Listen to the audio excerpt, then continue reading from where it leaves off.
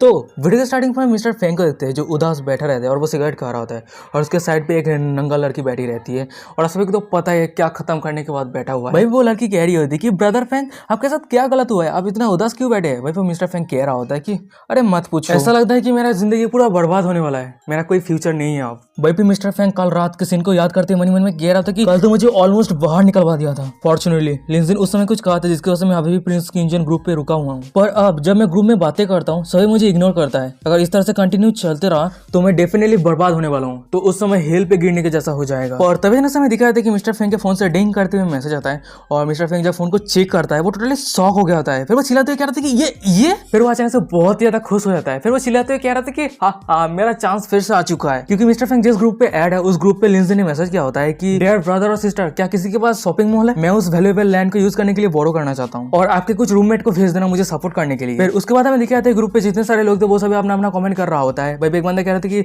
Sir मेरे पास भी एक शॉपिंग मॉल है, उनमें से दूसरा बंदा कह रहा था कि सर मेरे पास भी है, ऐसे करके मैसेज आ रहा होता है। सीन शिफ्ट होता है, हमें दूसरे दिन का सीन दिखाया था। वहीं पे हम मिस्टर फेंग को देखते हैं जो अपने कार को लेकर कहीं जा रहा होता है और उसके साइड पे वही लड़की रहती है। वहीं पे मिस्टर फेंग कह रहा होता है कि मैं मिस्टर किंग को पिकअप करने के लिए जा रहा हूँ और आज के प्लान के बारे में डिस्कस करने वाले। और मिस्टर फेंग के साइड पे हमें दिखाया था कि वही लड़की को जो कह रही होती है कि क्या मैं सच में खुद के आंखों से मिस्टर किंग को देख पाऊंगी। वहीं पे हम मिस्टर फेंग को देखते हैं जो मन में कह रहा होता है कि मैं इस लड़की को मेरे साथ इसलिए लेके जा रहा हूँ ताकि मिस्टर किंग को लगे कि मैं सिया योजन के बारे में कुछ भी सोच नहीं रखता हूँ और पिछले समय मैंने जो भी गलती किया है वो मैं सॉल्व करना चाहता हूँ। फिर अचानक से मिस्टर फेंग अपने कार को एक जगह पे रोकता है। फिर वो कह रहा था कि ये रहा, हम मिस्टर किंग के पोजीशन पे आ चुके हैं। मिस्टर फेंग के साइड पे वही लड़की को दिखाया था जो बहुत ज्यादा एक्साइटेड रहती है। फिर वो कह रही थी कि वो लेजेंडरी मिस्टर किंग कहाँ पे है। फिर वो मिस्टर फेंग इस तरह करते कह रहे थे कि वो रहा। और फिर हम देखते हैं कि लिंजिन को जो हाफ शर्ट और हाफ पैंट पहन के बैठा रहता है और अपना खाना खा रहा होता है और सामने का नजारा देखने के बाद वो लड़की को दिखाई जाती है जो टोटली शॉक हो गए होते हैं। फिर वो कह रहे थे कि ये मिस्टर क्यों है और वहीं पे बोले मिस्टर फेंग कह रहा था कि हाँ कितना हैंडसम है ना। वो हमेशा खुद को लो की रखना पसंद करते हैं और वो फ्रीली घूमना पसंद करते हैं। और ये सुनने के बाद वो लड़की कह रही थी कि क्या ये बहुत ज्यादा आउटस्टैंडिंग है। फिर उसके बाद हम मिस्टर फेंग को देखते हैं जो लिंजिन के पास जाता है। फिर वो कह रहा था कि ब्रदर ने कल 100 मिलियन से भी ज्यादा पैसा खर्चा कर चुके हैं, पर वो ब्रेकफास्ट इस तरह की जगह पे कर रहा है। सच में मेरे पास कोई शब्द नहीं है, अब सच में बहुत ही ज्यादा वंडरफुल है। और मिस्टर फेंग को यहाँ पे देखने के बाद लिंजिन कह रहा था कि ओ तुम आ चुके हो, तो चलो हम सिल्वर मून प्लेजा पे जाते हैं और कार में ही सब कुछ डिटेल्स में बातें करते हैं। वहीं पे मिस्टर फेंग कह रहा होता है कि अच्छा ठीक है ब्रदर। सीन शिफ्ट होता है, हमें सिल्वर मून प्लेजा को दिखाया जाता है। वहीं पे हम जाओतियांग को देखते हैं जो उसके गर्लफ्रेंड की तरफ छुपके से देख रहा होता है। मन में कह रहा होता है कि लिंजिन के प्लान की इज्जत से मैं नाना को इन्वाइट करूंगा और उसे गेट के पास इंतजार करवाऊंगा और लू की जो सभी सिस्टर है वो उस इंसान को ट्रिक करवाएगा और यहाँ पे आने के लिए मजबूर करवा देगा। फिर उसके बाद मैं खुद के आंखों से देख पाऊंगा कि उन दोनों के बीच में क्या रिलेशनशिप है। और तभी जैसा हमें दिखाया था कि ज्योतियान के गर्लफ्रेंड के पास एक बुड्ढा रहता है और फिर वो बुड्ढा सीधा आके ज्योतियान के गर्लफ्रेंड को किस कर लिया होता है। और ये देखने के बाद ज्योतियान मन में कह रहा था कि क्या ये असल में सच है, ये कैसे हो सकता है। फिर ज्योतियान बहुत ही ज्यादा गुस्सा हो गया होता है और फिर वो नाना की तरफ आगे बढ़ रहा होता है। फिर वो चिल्लाते हुए कह रहा था कि नाना तुमने मुझे धोखा दिया सिर्फ एक बुड्ढे इंसान के लिए। पर हम उस बुड्ढे इंसान को देखते हैं जो ज्योतियान के सामने आता है। फिर वो कह रहे थे कि ओ तो तुम नाना के वो गरीब बॉयफ्रेंड हो। ज्योतियान कह रहा था कि मेरे सामने से दफा हो जाए, ये मैटर मेरे और नाना के बीच में है। वो बुड्ढे इंसान ये सब बातें सुनने के बाद कह रहा था कि तू मुझे दफा होने के लिए कह रहा है, तू इस पर कर या ना कर, मैं तुझे यहाँ से दफा कर दूंगा। फिर वो बुड्ढा एक बॉडीगार्ड को बुलाता है। भाई वो बॉडीगार्ड कह रहा था कि मिस्टर चू मैं आपके लिए क्या कर सकता हूँ। भाई वो बुड्ढा कह रहा होता है कि ये इंसान मेरे सामने पर्सन इकट्ठा कर रहा है जो मेरे शॉपिंग एक्सपीरियंस को बर्बाद कर रहा है। फिर उसके बाद हम उस बॉडीगार्ड को देखते हैं जो ज्योतियान के पास आता है। फिर वो कह रहा था कि सर आप प्लीज यहाँ से चले जाइए। पर हम ज्योतियान को देखते हैं जो अपने कांपते आवाज में कह रहा होता है कि मैं यहाँ पे कोई भी पर्सन इकट्ठी करने के लिए नहीं आई हूँ, वो जो यहाँ पे है वो मेरा गर्लफ्रेंड है। पर हम ज्योतियान के गर्लफ्रेंड को देखते हैं जो उस बुड्ढे इंसान को पकड़ लिया होता है। फिर वो कह रहे थे कि हेलो बकवास बातें करना बंद करो ठीक है, और ये ब्रदर छू मेरा बॉयफ्रेंड है। ज्योतियान चिल्लाते हुए कह रहे थे कि नाना तुम मेरे साथ ये क्यों कर रहे हो, तुम्हारे ऊपर जो प्यार है ये क्या कुछ भी नहीं है तुम्हारे सामने। और हम नाना को देखते हैं जो कह रही होती है कि यहाँ पे सिक्योरिटी गार्ड को देख के कुछ तुम्हें समझ में नहीं आ रहा है। ब्रदर छू इस शॉपिंग मॉल पे मिलियन लेवल के वीआईपी कस्टमर है और तुमने अभी कहा कि मैं तुम्हारे गर्लफ्रेंड हूँ, तो इसका मतलब तुम्हारा जितना सारा दर्द है मैं भी सहन करूँ। मैं तुम्हें एक बात क्लियरली कह देता हूँ, ध्यान से सुनना, हर किसी को खुद के फ्यूचर के बारे में सोचने का परमिशन है, तो मैं मेरे खुद के फ्यूचर के लिए ब्रदर छू को चूज करता हूँ। क्या तुम समझे। भाई वो बुड्ढा कह रहा था कि लिटिल ब्रदर इस समय तुम प्यार में मत गिरो, मैं तुम्हें एक एडवाइस देता हूँ, इस समय तुम्हें पैसा कमाने का है और जब तुम्हारा उम्र फ्यूचर में 40 हो जाएगा, अच्छा खासा पैसा कमाना शुरू कर दोगे, तब उस समय तुम्हें एक 20 का लड़की मिल जाएगी। और ये सब बातें सुनने के बाद ज्योतियान अपनी कांपती आवाज में कह रहा था कि नहीं ये नहीं हो सकता। पर तभी अचानक समय दिखाया था कि एक लग्जरी कार उस सभी के सामने आके खड़ा होता है और वह वो इंसान कोई और नहीं मिस्टर फेंग होता है। और मिस्टर फेंग को यहाँ पे देखने के बाद हमें वही ब्रदर चू यानी वही बुड्ढे को दिखाया था जो कह रहा था कि वो लक्जरी कार और वो इंसान को देख रहे हो, वो इंसान कोई और नहीं मिस्टर फेंग है और वो मिलेडिया होटल के मालिक के एल्डेस्ट सन है और वो सिल्वर मून प्लेजा का भी ओनर है। मैं उस इंसान के साथ बहुत सारा बिजनेस कर चुका हूँ। और ये सुनने के बाद हमें नाना को दिखाते हैं जो कह रहे थे कि वाओ ब्रदर चू आप ऑसम है। वही हम नाना को देखते हैं जो उसके नए बॉयफ्रेंड को कह रही होती है कि ब्रदर चू मिस्टर फेंग आ रही है आपके पास हेलो कहने के लिए। और हम उस बुड्ढे को देखते हैं यानी नाना के नए बॉयफ्रेंड को जो खुद के घमंड में रहता है, वो अपना आंख बंद कर लिया होता है। फिर वो कह रहे थे कि मैं तो श्योर हूँ कि वो मिस्टर फेंग मेरे पास ही आएगा। पर हमें दिखाया था कि मिस्टर फेंग उस बुड्ढे को टोटली इग्नोर कर दिया होता है और वो सीधा आके ज्योतियान को हक कर लिया होता है। फिर वो कह रहे थे कि मिस्टर जो क्या आप यहाँ पे आए मेरे साथ कोऑपरेट करने के लिए? मैं चाहता हूँ कि आप फिर से इस इन्वेस्टमेंट के बारे में डिस्कस कीजिए। हम फ्यूचर में और भी 2 शॉपिंग मॉल डेवलप करेंगे। मिस्टर जो, क्या आपको पता है मैं आपके साथ काम करने के लिए कितना ज्यादा इंतजार किया था? और सामने का नजारा देखने के बाद हमें नाना और उसके नए बॉयफ्रेंड को दिखाया था जो टोटली शॉक हो गया होता है। वो सभी कह रहा था कि ज्योतियांग इन्वेस्ट मिस्टर फेंग ये क्या चल रहा है? पर तभी अचानक से हमें दिखता है कि मिस्टर फेंग के वही गर्लफ्रेंड को जो इधर आ जाता है। फिर वो कह रही होती है कि मैं ये बहुत ही ज्यादा नफरत करती हूँ। मिस्टर जाओ, आपने मुझे बहुत लंबे समय तक इंतजार करवाया। फिर उसके बाद वो लड़की ज्योतियान के पास जाता है और उस ज्योतियान को पकड़ लिया होता है। फिर वो लड़की कह रही होती है कि तुमने प्रॉमिस किया था मुझे एक नया बैग खरीद के दोगे, तो तुम मुझे कौन सा बैग खरीद के दोगे जो अभी नया नया रिलीज हुआ है?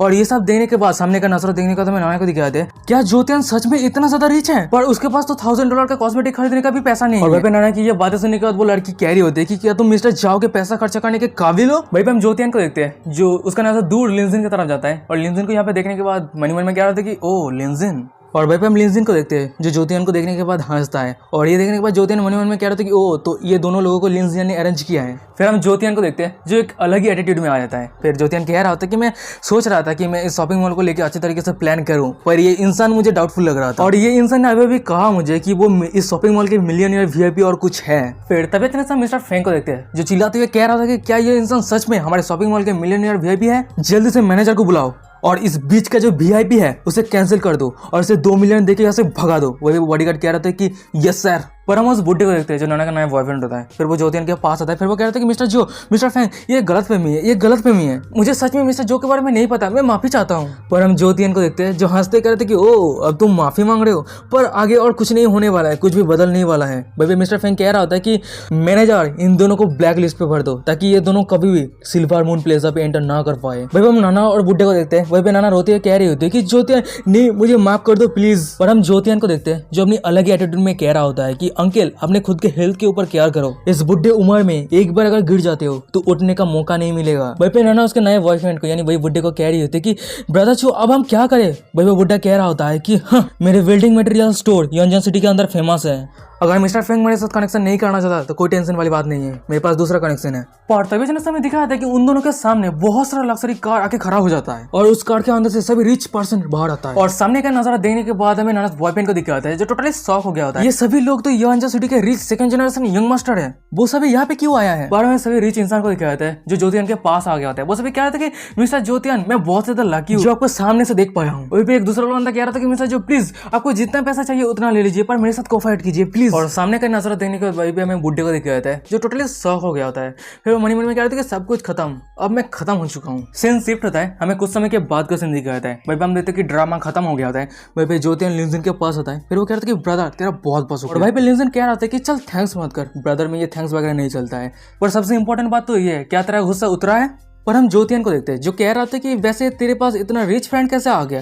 वही पे लिंजिन कह रहा होता है कि अरे तू कैसे विश्वास कर लिया, वो सभी एक्टर है, एक्टिंग करने के लिए यहाँ पे आए हैं। और ये सुनने के बाद ज्योतियान कह रहा था कि ओ मतलब सच में लिंजिन की बातों को विश्वास कर लिया है। फिर ज्योतियान वहां से जाते हुए कह रहा था कि अच्छा ठीक है मैं जा रहा हूँ, तू बाद में आ जाना। वही पे लिंजिन कह रहा था कि अच्छा ठीक है संभाल के जाना। और वही पे दूसरे सभी रिच लोगों को दिखाता है जो सामने का नजर देख रहा होता है। वही पे एक लड़की कह रही होती है कि क्या मिस्टर क्यून सच में लोग की रहना पसंद करते हैं? वही पे एक बंदा कह रहा था कि वैसे मिस्टर क्यून अब इस समय क्या करने वाला है? और मुझसे तीसरा बंदा कह रहा था कि मुझे नहीं पता, चल आगे देखते हैं। वही पे हम एक लड़की देखते हैं जो बहुत ही ज्यादा ब्यूटीफुल होती है और वो लिंजिन की तरफ देखते हुए मन में कह रही होती है कि ये इंसान। पर तभी हमें दिखाया था कि लिंजिन को जो सभी के पास आ गया होता है। फिर वो कह रहा था कि तुम सभी का बहुत बहुत शुक्रिया मुझे मदद करने के लिए, क्या मैं तुम सभी को स्पाइसी हॉटपॉट ट्रीट करूं? वही ये बातें सुनकर वही जितने सारे लोग थे वो टोटली शॉक हो गया था। वो कह रहा था कि नहीं इसकी कोई जरूरत नहीं है, आपका बहुत बहुत शुक्रिया मिस्टर क्यून। और तभी हमें दिखाया था कि मिस्टर फेंग वही पे आ जाता है। फिर वो कह रहा था कि अरे तुम सब चिंता मत करो, मिस्टर क्यून मजाक कर रहा है, चलो एक होटल पे चलते हैं। सीन शिफ्ट होता है, हमें दिखाया था कि वो सभी होटल के अंदर आ गया होता है। फिर उसके बाद हमें दिखाया था कि वो सभी अपना अपना बातें कर रहा होता है। वही पे एक बंदा कह रहा था कि मुझे तो सस्पेक्ट है मिस्टर क्यून एक इनविंसिबल रिच फैमिली से बिलोंग करता है। और तभी वहीं पे हमें दिखाया था कि वही ग्रीन हेयर वाली लड़की को जो कुछ के नहीं कह रहा होता है, अपना दारू पी रहा होता है। और ये देखने का उसके साइड पे जो इंसान रहता है वो कह रहा था कि यान तुम कुछ कह क्यों नहीं रही हो, सिर्फ दारू पी रहे हो? फिर वो इंसान यान को कह रहा होता है कि ये नहीं कि मैं तुम्हें मदद नहीं करना चाहता, पर तुम्हारा जो प्रोजेक्ट है ना वो बहुत ही ज्यादा एक्सपेंसिव है, ये सिर्फ पैसा बर्बाद करना ही नहीं, तुम्हारा जो प्रोजेक्ट है वो टोटली बकवास है। और वैसे तुम खुद का बिजनेस क्यों स्टार्ट कर रहे हो, हम सभी के पास पैसे का कमी नहीं है, क्यों ना तुम तुम्हारे फादर के साथ रह के काम करो। पर हम यान को देखते हैं जो अचानक से गुस्सा करते हुए चिल्लाते हुए कह रहा था कि मेरे डिक्शनरी पे गिव अप वर्ड नहीं है, मैं कभी भी गिव अप नहीं करूंगा। तुम सभी मेरे फादर से डरते हो, इसलिए तुम सभी मुझे पैसे का लोन नहीं दे रहे हो, तो इसलिए मेरे पास कोई चॉइस नहीं रहा, बल्कि मिस्टर क्यून के पास आना पड़ा। और यान की ये सब बातें सुनकर वहीं पे एक बंदा कह रहा होता है कि ये यान का पर्सनालिटी बहुत ही ज्यादा जिद्दी है, और अगर मिस्टर क्यून को पता चला तुम्हारे प्रोजेक्ट के डिटेल्स के बारे में, तो मुझे तो लगता है मिस्टर क्यून कभी भी तुम्हारे प्रोजेक्ट में इन्वेस्ट नहीं करेगा। और भाई पे एक दूसरा बंदा कह रहा था कि ये यान जरूर डिसअपॉइंट होने वाला है। सीन शिफ्ट होता है, हमें लिंजिन को दिखाता है जो एक जगह पे बैठा रहता है, और वहीं पे जितने सारे लोग थे वो सभी लिंजिन को अपना दारू सर्व कर रहा होता है, और वो सभी अपने अपने प्रोजेक्ट के बारे में बात कर रहा होता है, और लिंजिन को अपने प्रोजेक्ट पे इन्वेस्ट करने के लिए कह रहा होता है। वहीं पे लिंजिन कह रहा था कि तुम सभी का जो प्रोजेक्ट है वो बहुत ही अच्छा है, पर मैं पैसा अपने मजे के लिए खर्चा करता हूँ। पर तभी हम देखते हैं कि भाई पे यान आ जाती है, फिर वो कह रहे थे कि आप मजे के लिए पैसा खर्चा करते हैं। अगर ऐसी बात है, उसके बाद हम यान को देखते हैं जो लिंजिन के बहुत ही ज्यादा करीब आ गई होती है। फिर वो कह रहे थे कि क्या आप मेरे प्रोजेक्ट पे इन्वेस्ट करना चाहते हैं। और यान की ये बातें सुनने के बाद भाई पे जितने सारे लोग थे बहुत ही ज्यादा गुस्सा हो गया होता है। उनमें से एक बंदा कह रहा होता है कि यान तुम ये क्या बकवास बातें कर रहे हो। वही हम मिस्टर फैंग को देखते हैं जो कह रहा था कि ये ग्रुप ने तुम्हें 10 मिलियन पिछले समय पे दिया था ना, वो इतने जल्दी खत्म हो गया। भाई पे एक तीसरा बंदा कह रहा होता है कि मिस्टर क्यून अब इस छोटी सी लड़की की बातों को बिल्कुल भी मत सुनना, अगर आप इस लड़की के प्रोजेक्ट पे इन्वेस्ट करते हैं तो आपको जरूर लॉस होगा। पर हम यान को देखते हैं जो उस बंदे को मुक्का बढ़ते कह रहा था कि जल्दी से यहाँ से दफा हो जाओ और बकवास बातें करना बंद करो। भाई पे लिंजिन यान को कह रहा था कि क्या तुम यानबो ग्रुप से हो और वैसे तुम किस चीज के ऊपर पैसा खर्चा करना चाहते हो। तभी हम देखते हैं कि लिंजिन के सिस्टम से डिंग करते हुए नोटिफिकेशन आता है कि आपको न्यू काउंटर अटैक मिशन शुरू हुआ है। उसके बाद सिस्टम पे यान का प्रोफाइल ओपन होकर आ जाती है। वहीं पे लिखा रहता है कि नाम जियांग सियान और निक नेम यान, उम्र 25 साल। और यान का फेवरेट होस्ट के ऊपर जब 90% क्रॉस कर जाएगा तब होस्ट यान के ऊपर जितना पैसा भी खर्चा करेगा उसका 10% होस्ट को रिटर्न मिलेगा। अभी यान का होस्ट के ऊपर जो फेवरेट है वो 10% है। और सिस्टम का नोटिफिकेशन देखने के बाद लिंजिन मन में कह रहा था कि वाह ये तो बहुत ही बड़ा अपॉर्चुनिटी है मुझे पैसा कमाने का। पर तभी हम यान को देखते हैं जो कह रही होती है कि मैं इंडस्ट्रियल चिप बना रही हूँ। तभी हमें दिखाया था कि लिंजिन के सामने मिस्टर चू आया था। फिर वो कह रहा था कि मिस्टर क्यों, क्या आपने सुना, वो सपना दिख रहा है, दिन दहाड़े सपना दिख रहा है, आप बिल्कुल भी उसके प्रोजेक्ट पे इन्वेस्ट मत करना, नहीं तो आप बहुत बड़ा लॉस करने वाले हैं। पर हम यान को देखते हैं जो मिस्टर चू को दूर हटा दिया होता है। फिर वो लिंजिन के पास आते हुए कह रही होती है कि क्या आप मेरे प्रोजेक्ट पे इन्वेस्ट करना चाहते हैं। और वही पे यान मन में कह रही होती है कि या फिर आप दूसरे लोगों की तरह मेरे ऊपर हंसने वाले हैं। पर हम लिंजिन को देखते हैं जो बहुत ज्यादा खुश रहता है। फिर वो कह रहे थे कि इंडस्ट्रियल चिप ये एक ग्रेट प्लान है, ये यूनाइटेड स्टेट हमारे कंट्री के साइंस और टेक्नोलॉजी को सरपास कर रहा है, और अगर ये चिप एक बार डेवलप हो जाता है तो हमारा कंट्री यूनाइटेड स्टेट को सरपास कर देगा। मैं तुम्हारे इस प्रोजेक्ट पे इन्वेस्ट करूंगा। और ये सब बातें सुनकर वहीं पे जितने सारे लोग थे उस सभी का हालत बहुत ही बुरा हो गया था। क्या फेशियल एक्सप्रेशन थे कुछ भी समझ में नहीं आ रहा था, वो सब एक साथ कह रहे थे कि क्या। वहीं पे दूसरी तरफ हमें यान को दिखाते हैं जो लिंजिन की ये बातें सुनने के बाद वो भी थोड़ा शॉक हो गया होता है। फिर वो कह रहे थे कि आप एग्री हो गए, क्या आप मेरे कंपनी को लेकर थोड़ा रिसर्च नहीं करेंगे। और हम लिंजिन को देखते हैं जो कह रहा था कि कोई रिसर्च की जरूरत नहीं है, मैं तुम्हें पहले पैसा ट्रांसफर कर देता हूँ और तुम मुझे बाद में कॉन्ट्रैक्ट सेंड कर देना। मैं पहले 500 मिलियन ट्रांसफर करता हूँ, अगर बाद में कम पड़ता है तो मुझसे पूछ लेना, और तुम पैसे लॉस को लेकर चिंता मत करो। और यहाँ पे जितने सारे लोग प्रेजेंट हैं उस सभी में से मुझे पता नहीं क्यों तुम्हें बहुत ज्यादा रिलायबल इंसान लग रहा है, और तुम अकेले इंसान हो जो तुम्हारे करियर को लेकर मेरे साथ सीरियसली बात किए हो। लिंजिन की ये बातें सुनने के बाद हमें यान को दिखाया था जो ब्लास्टिंग कर रही होते, पर तभी अचानक हम देखते हैं कि यान के फोन पे मैसेज आता है कि 500 मिलियन रिसीव हो चुका है। और ये देखने के बाद यान मन में कह रही होती है कि क्या वो सच में ये मीन किया। फिर वो लिंजिन की तरह देखती है, मन में कह रही होती है कि क्या वो सच में मेरे ऊपर विश्वास किया, उसे लगता है कि मैं कर सकता हूँ। तभी हम देखते हैं कि लिंजिन के सिस्टम से डेंग करते हुए नोटिफिकेशन आता है कि यान के होस्ट के ऊपर जो फेवरेट है वो 20% तक बढ़ चुका है। और भाई पे मुझे तरफ बाकी सभी लोगों को दिखाता है जो सामने का नजारा देखने के बाद टोटली शॉक हो गया था। उनमें से एक बंदा कह रहा था कि हे भगवान, ये सब काम सिर्फ मिस्टर क्यों नहीं कर सकता है। उनमें से दूसरा बंदा कह रहा था कि क्या रियल रिच इंसान सच में ये अनरिलायबल प्रोजेक्ट पे 500 मिलियन इन्वेस्ट कर दिया। अगर ये प्रोजेक्ट एक बार फेल हो जाता है तो पूरा पैसा खत्म। भाई मिस्टर फैंग को देखते हैं जो एक बंदे को छुपके से कह रहा होता है कि क्या ऐसा हो सकता है कि मिस्टर क्यों यान को पसंद करने लगा है और उसके स्माइल को खरीदने के लिए इतना सारा पैसा खर्चा कर दिया। पर तभी हम देखते कि लिंजिन को जो वहां से जाते हुए कह रहा था कि हाँ मुझे अचानक से बहुत बड़ा काम याद आ गया, अब मुझे जाना होगा, हम बाद में बात करेंगे। वहीं पे हम यान को देखते हैं जो लिंजिन को जाते हुए देख रहा होता है और वो ब्लास्टिंग कर रहा होता है। तभी जैसे एक बंदा कह रहा था कि वेल खाने का बिल कौन पे करेगा। वहीं पे एक दूसरा बंदा कह रहा था कि मिस्टर क्यों ने हमें इन्वाइट किया था ना। उस बंदे की ये बात सुनने के बाद भाई पे जितने सारे लोग थे उस बंदे को पीटते हुए कह रहा होता है कि तू जो शब्द कह रहा है ना वो ध्यान से सोच के कह कर। मिस्टर क्यून मजे मजे में $100 मिलियन खर्चा कर देता है और वो ये छोटा सा बिल पे करेगा। ये बिल बहुत ज्यादा छोटा है इसलिए मिस्टर क्यून ये पे करना भूल चुका है। भाई पे सीन शिफ्ट होता है, हमें लिंजिन को दिखाते हैं जो भागते हुए कह रहा होता है कि बाप रे ये खाना बहुत ज्यादा एक्सपेंसिव था, मेरे पास कुछ भी पैसा बचा नहीं है तुम सभी को ट्रीट करने के लिए। सीन शिफ्ट होता है, हमें दूसरे दिन का सीन दिखाते हैं। वहीं पे हम यानन को देखते हैं जो एक्सरसाइज कर रही होते हैं। कोई शब्द नहीं है कहने का, क्या फिगर है भाई यार, बूटी देखो यार, मतलब ऐसा लग रहा है कि मैं बाइट कर दूंगा। फिर हमें दिखाया जाता है कि यान कॉल पे रहता है, फोन के दूसरी तरफ आवाज आ रहा था, कोई कह रहा होता है कि क्या तुम्हें सच में इन्वेस्टमेंट मिल चुका है। सिर्फ एक शब्द कहने के बाद वही पे यान कह रही होती कि वेल हाँ, पहले तो मुझे भी विश्वास नहीं हुआ। फिर उसके बाद हम देखते कि फोन के दूसरी तरफ कोई और नहीं जिया यानजुआन रहती है। वही पे यान कह रही होती है कि सच में वो इंसान बहुत ही ज्यादा यूनिक है। वही पे जिया कह रही होती है कि अगर ऐसी बात है तो कंग्रेचुलेशन, तुम्हारा जो फाइनेंशियल प्रॉब्लम था वो सॉल्व हो गया। और जिया की ये बातें सुनने के बाद यान कह रही होती है कि हाँ, और मैं डेफिनेटली इस प्रोजेक्ट पे सक्सेस होकर रहूंगी। और वही पे जिया कह रही होती है कि मैं तुम पे विश्वास करती हूँ। वैसे जिया, तुमने अभी अभी हाई स्कूल रियूनियन के बारे में मेंशन किया, वो कैसा था? वही पे जिया कह रही होती है कि जो पार्टी था वो ऑर्डिनरी था, पर मेरे क्लासमेट ने मुझे बहुत ही ज्यादा सरप्राइज कर दिया। उसका जो अपीयरेंस है, नॉलेज है, वो मेरे मास्टर से कुछ भी कम नहीं है। और जिया की ये बातें सुनने के बाद हमें यान को दिखाई जाती है जो कह रहे होते कि ओ, तो जिया को एक मैन पे इंटरेस्टेड है। फिर उसके बाद यान उस लड़के के बारे में इमेजिन करने लगता है कि वो कैसा दिखने वाला है। वहीं पे जिया कह रही होती है कि तुम भी तो एक लड़के के ऊपर इंटरेस्टेड हो, जो इंसान तुम्हें अनकंडीशनली ट्रस्ट कर रहा है और तुम्हारे ऊपर इतना सारा पैसा खर्चा किया है। और ये बातें सुनने के बाद यान कह रही होती कि किसने कहा कि मैं उस इंसान के ऊपर इंटरेस्टेड हूँ। और तभी अचानक समय दिखाई थी कि जिया यानजुआन के रूम के दरवाजा ओपन करते हुए एक औरत आ जाती है। फिर वो कह रहे थे कि यानजुआन, अब तुम्हें तैयार होने का समय आ चुका है। फिर उसके बाद हम देखते हैं कि वो औरत जिया के पास आती है। फिर वो कह रही होती है कि तुम्हारे मॉम तुम्हें फिर से याद करवा देना चाहती है। मिस्टर जाओ जाओ फैमिली को प्रेजेंट कर रहा है और वही इंसान हमारे म्यूजियम का शेयर होल्डर होने वाला है फ्यूचर में, तो तुम्हें उसके क्लोज जाना पड़ेगा। क्या तुम समझे? वही पे हम जिया को देखते हैं जो उदास होते हुए कह रही होते हैं कि अच्छा ठीक है, मैं समझ गया मदर। और गाइस, यही पे आज का एपिसोड खत्म। वीडियो कैसा लगा मुझे कमेंट करके जरूर बताना। वीडियो अगर अच्छा लग रहा है, सीरीज अगर अच्छा लग रहा है तो चैनल को सब्सक्राइब कर दो आगे का एपिसोड पाने के लिए। और मैंने एक नया डायलॉग सुना है तो आप सभी को कहना चाहता हूँ, तो कमेंट करके बताना कि ये डायलॉग कैसा लगा। अहंकार अंधा कर देता है।